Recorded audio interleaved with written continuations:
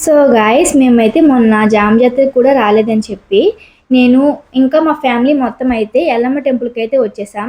మా bad luck ఏంటో కానీ మేము వచ్చేసరికి టెంపుల్ అయితే క్లోజ్లో ఉంది. ఇంకా లేట్ ఎందుకని చెప్పి బడ్డిపోలమ్మ అమ్మవారి టెంపుల్ దగ్గర ఈరోజు అయితే జాతర అవుతుంది, అక్కడికైతే వెళ్ళిపోతున్నాం. ఇక్కడ మా అమ్మ చూడండి మొఖం పెట్టేసింది. ఏమమ్మా అని అడిగితే మీరు అందరూ రెడీ అయ్యారు, మీరు అందరూ వీడియోస్ తీసుకున్నారు, ఫోటో తీసుకున్నారు, నాకేమైనా తీసారా అని మొఖం పెట్టేసింది. ఇంకా పండగ పూట ఆడపిల్ల ఇంట్లో ఉండకపోతే ఏం బాగుంటుంది అసలు. సో మా అక్క బావ అయితే టెక్కల నుంచి వచ్చేసారు.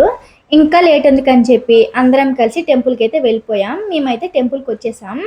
ఈ టెంపుల్లో ఒక స్పెషల్ ఉందండి. ఏంటంటే ఎంత రష్గా ఉన్నా, ఎంతమంది జనాలు ఉన్నా, ఎంత క్రౌడ్గా ఉన్నా కూడా చాలా అంటే చాలా పీస్ఫుల్గా ఉంటుంది.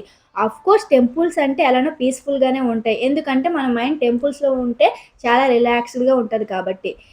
రిలాక్స్ అని చెప్పలేం గానీ, నిజంగా ఈ టెంపుల్‌లో మాత్రం ఏదో స్పెషల్ ఉందండి. చాలా అంటే చాలా మంచిగా అనిపిస్తుంది. మనసు మాత్రం చాలా ప్రశాంతంగా ఉంటది. ఆఫ్టర్ లాంగ్ టైమ్ మళ్ళీ ఈ టెంపుల్‌కి రావడం. సో, చాలా ఎక్సైటెడ్‌గా ఉన్నాం. మొత్తానికి అమ్మవారి దర్శనం అయితే మాకయ్యింది. ఈ ఉగాది డే ఈ టెంపుల్‌లో మార్నింగ్ కన్నా ఈవినింగే ఎక్కువ మంది వస్తారనమాట. దెన్ మాకు కూడా దర్శనం అయిపోయాక మేము అలాగా బయట కాసేపు కూర్చున్నాం. ఇంకా లేట్ ఎందుకని చెప్పి రిటర్న్ ఇంటికయిపోతున్నాం. ఈరోజు ఇక్కడ జాతర కూడా అవుతుందనమాట. మొన్ననే జామ జాతరకి వెళ్ళాం. మళ్ళీ ఇక్కడ ఏం కొంటామని చెప్పి అలా ఒక రౌండేసాం.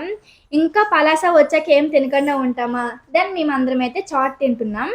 మా మామకి షుగరొచ్చిందేమో గానీ చాలా ఫాస్ట్‌గా పెట్టేసాడు. వీడియో తీస్తా మామ, అట్‌లీస్ట్ చూపించు అన్నా కూడా చూపించలేదు. దెన్ మేము ఇంటికొచ్చేసాక మా మామ చూడండి చాలా రిలాక్స్‌డ్‌గా ఉన్నారు. Then guys